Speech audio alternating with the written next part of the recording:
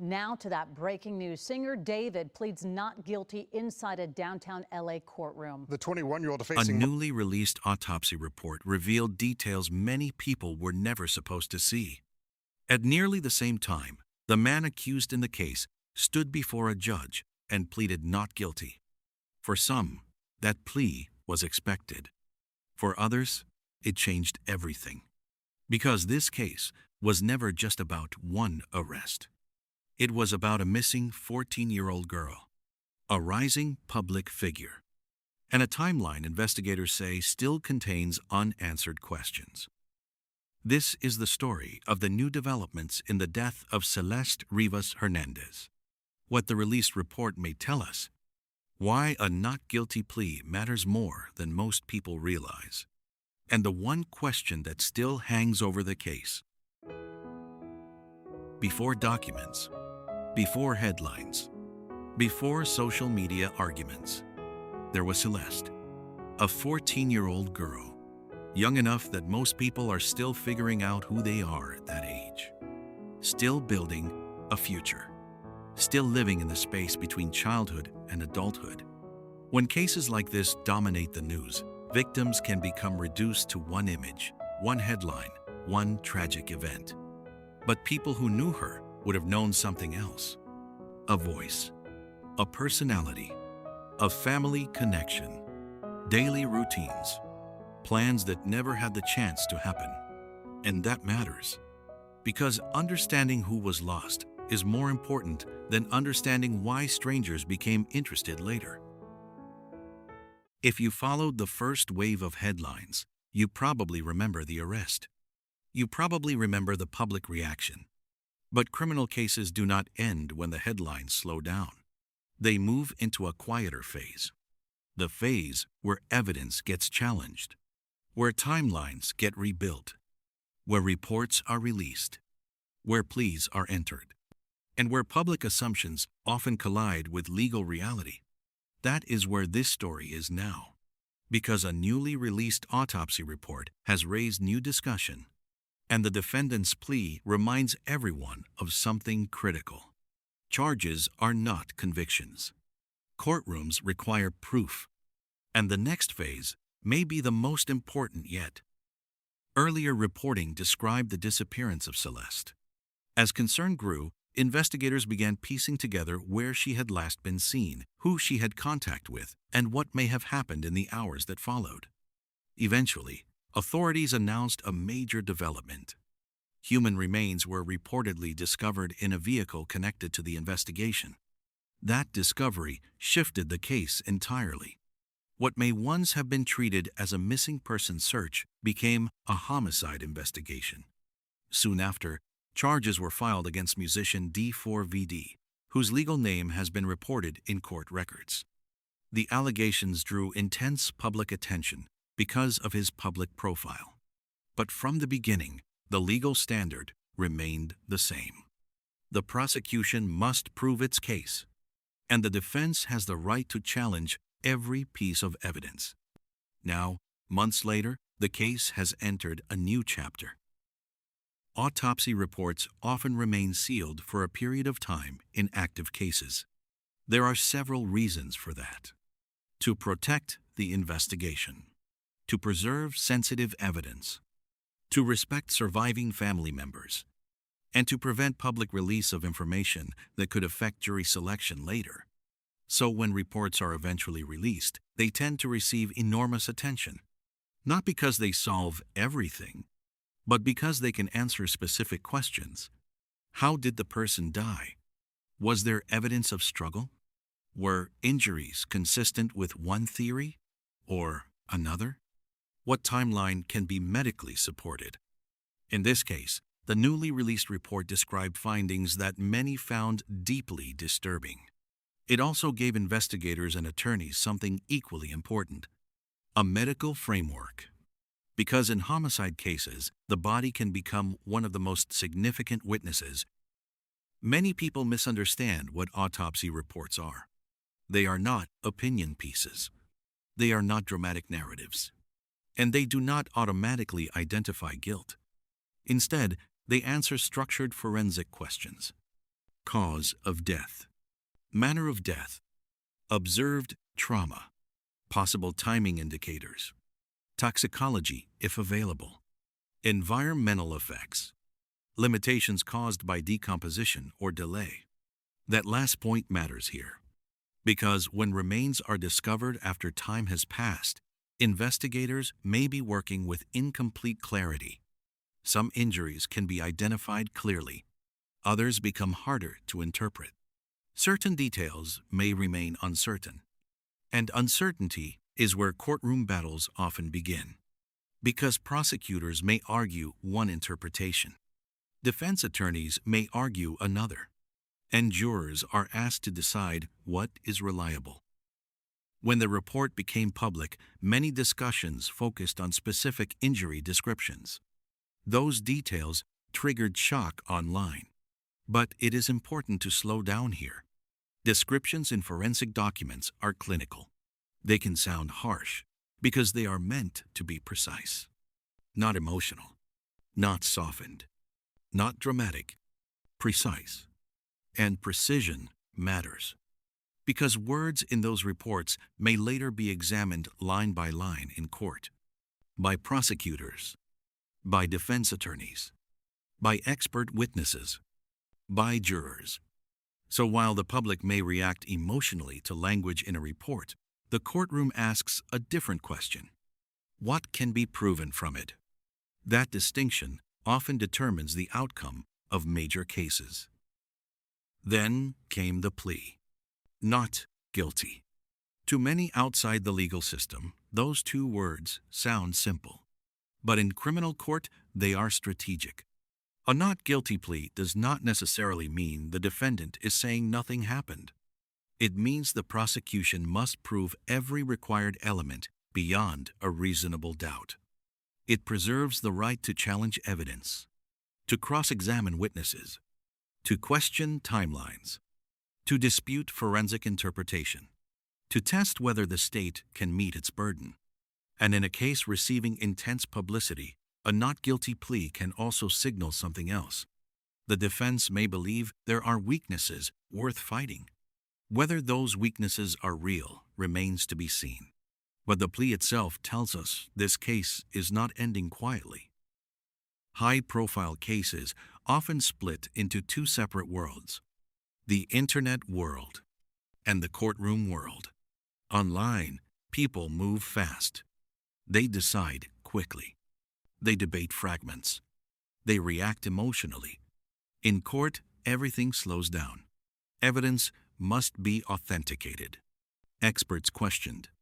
Statements challenged. Records examined. Assumptions stripped away. This gap between public certainty and courtroom procedure surprises many people, because someone can look obviously guilty online and still force prosecutors into a difficult trial. Or someone can look defended publicly and face overwhelming evidence inside court. Right now, this case sits in that space between narrative and proof. The report answered some questions, but it may have opened others. What evidence goes beyond medical findings? What digital trail exists? What timeline will prosecutors present? What will the defense challenge first? And perhaps, most importantly, what happened in the final hours before Celeste disappeared? Because reports describe aftermath. They do not always explain motive. They do not always explain decisions. And they rarely explain why. In the next part, we examine the timeline investigators may build, how forensic evidence and digital behavior can intersect, and why the smallest detail may become the biggest turning point in court. An autopsy report can describe injuries. A courtroom can evaluate charges. But neither one answers a critical question on its own. What happened minute by minute? Because in criminal cases, timelines matter. Sometimes more than emotion. Sometimes more than headlines. Sometimes more than confessions. And if prosecutors cannot build a believable timeline, everything else becomes harder. Jurors often think they decide cases based on one dramatic piece of evidence: a fingerprint, a video, a confession. But many major trials are decided another way. Consistency. Does the timeline make sense? Do movements match records? Do statements match data? Do witnesses fit the sequence? If one major section breaks, reasonable doubt can grow quickly. That is why both sides obsess over time. When was she last seen? When was contact lost? When was the vehicle moved? When was the phone active? When was silence noticed? Each answer can reshape everything. Modern investigations rarely depend on one witness. Phones often become silent witnesses. Messages, call logs, location pings, app usage, search history, deleted content. Even the absence of activity can matter. If someone who normally uses their device suddenly stops, investigators notice. If a phone travels unexpectedly, they notice. If two devices move together, they notice. And if someone changes behavior immediately after a critical time window, that can become important too. In many homicide cases, the digital trail becomes stronger than memory, because memory changes. Records often do not. Reports connected the case to a vehicle. That matters for several reasons. Cars preserve movement, mileage, possible biological traces, fibers, transfer evidence, surveillance sightings, parking records, toll routes, license plate captures, and one overlooked factor: time spent stationary. A vehicle sitting somewhere unexpectedly can become a clue. If prosecutors connect the vehicle to key moments, it strengthens narrative flow. If defense attorneys show alternative access, uncertainty increases. Because in court, ownership and use are not always the same thing. Who had keys? Who had access? Who used it regularly? Those questions may matter more than people think. When a defendant pleads not guilty, the defense usually looks for fractures in the state's case. Not emotion. Fractures. They may ask, can the medical findings prove timing precisely? Can prosecutors place one person alone at the critical moment? Is there direct evidence or mainly circumstantial evidence? Were search procedures handled properly? Were statements taken lawfully? Were assumptions made too early? This surprises many viewers. Defense teams do not need to prove innocence. They need to create doubt strong enough that conviction becomes uncertain.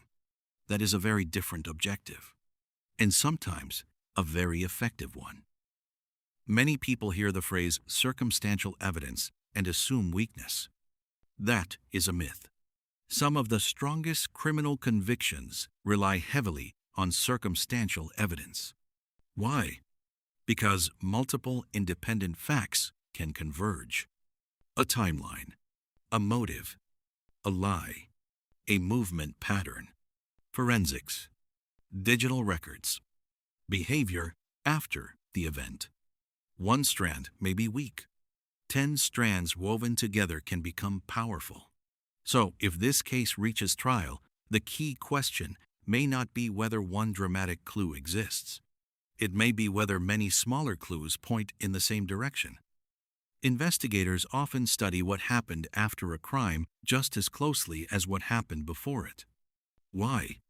Because panic leaves patterns.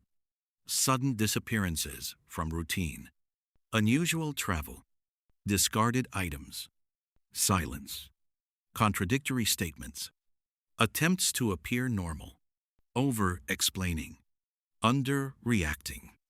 None of these automatically prove guilt, but behavior can become meaningful when paired with evidence, especially if actions seem designed to hide, delay, or redirect attention. Jurors often listen carefully to this category of evidence because people understand behavior instinctively. even when science feels complex. High-profile defendants face a unique challenge. Everything becomes public theater. Every filing becomes a headline. Every hearing becomes commentary. Every facial expression gets interpreted. But courtrooms are supposed to ignore that noise. Supposed to. That is why jury selection can become crucial. Can jurors enter fairly after months of coverage? Can they separate emotion from proof? Can they ignore online narratives already formed? These are not minor issues. They can shape entire trials. And in cases involving fame or notoriety, both sides know it. By now, the picture becomes clearer.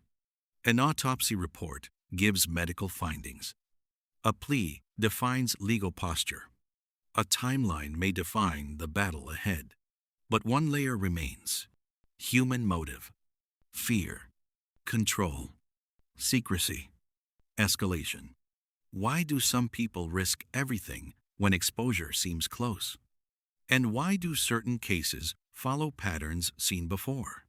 In the next part, we examine the psychology of hidden lives, how double identities collapse, and what juries often believe when facts alone feel incomplete.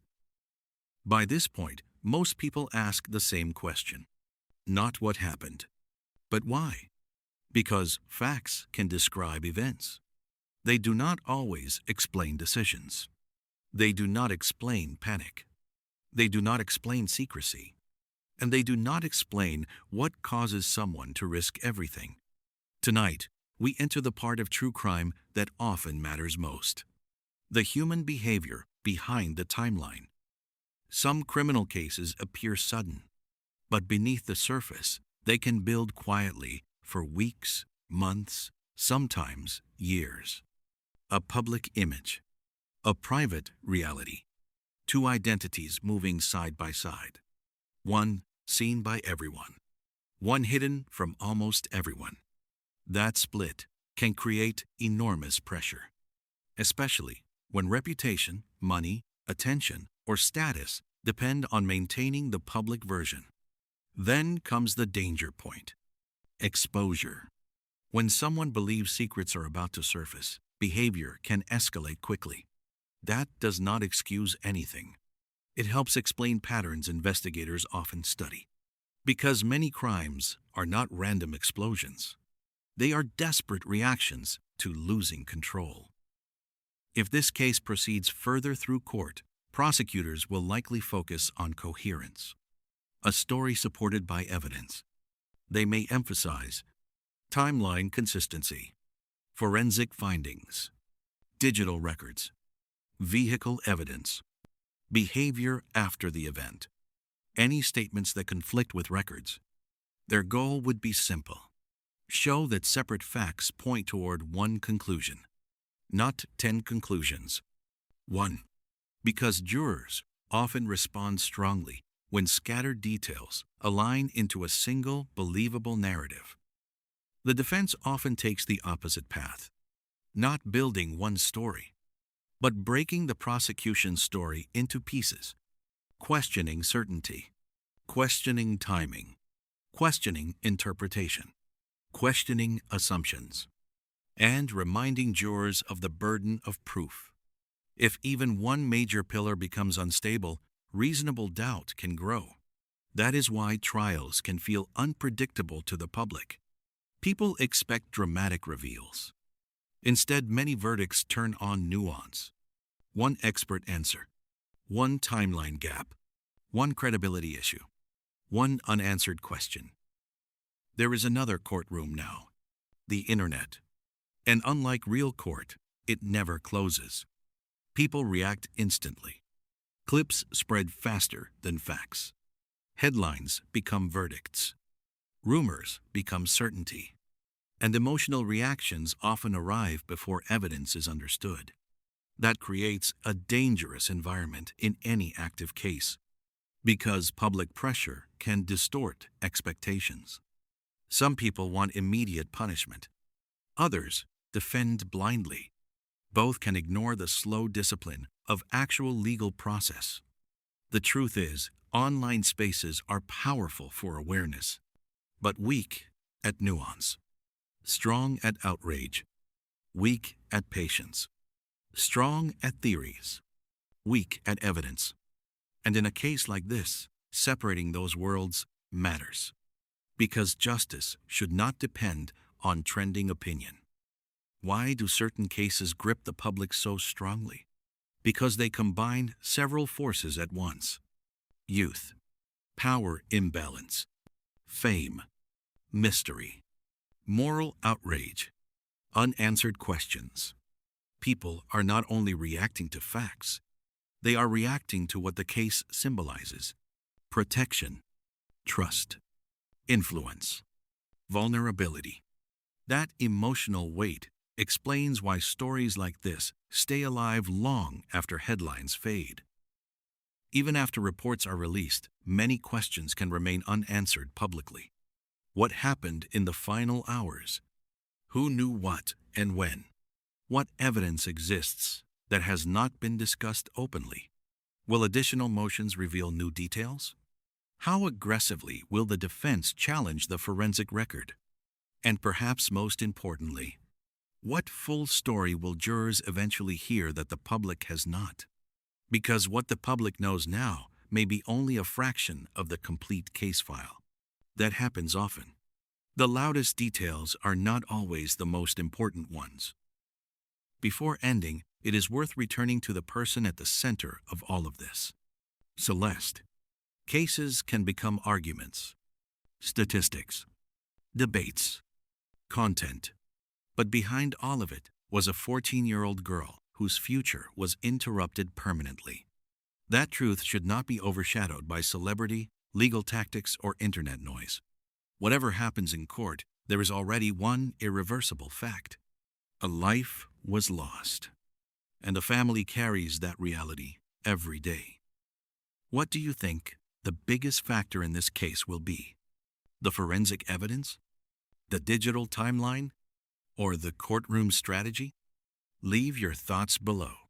If you value serious, respectful true crime coverage built on facts, not noise, subscribe to Crime in the Shadows. Turn on notifications so you don't miss the next case we uncover. And remember, some truths live in daylight. Others stay hidden in the shadows.